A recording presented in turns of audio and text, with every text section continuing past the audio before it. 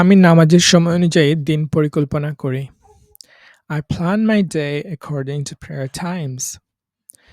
আমি পড়াশোনার জন্য নির্দিষ্ট সময় রাখি। I set a fixed time for studying. আমি অলসতা এড়িয়ে চলি। I avoid laziness. আমি ফজরের পরে পড়াশোনা শুরু করি।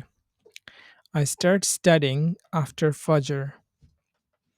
আমি কাজের তালিকা তৈরি করি। I make a to-do list. আমি জানি সময় একটি আমানত। I know time is a trust. আমি সামাজিক মিডিয়ায় সময় সীমিত রাখি। I limit my time on social media. আমি পড়াশোনা ও ইবাদতের মধ্যে ভারসাম্য রাখি। I balance study and worship. আমি দোয়া করি যেন আমি সময়ের সদ্ব্যবহার করতে পারি। I pray to use my time wisely. আমি চাই আমার সময় আল্লাহর পথে ব্যয় হোক।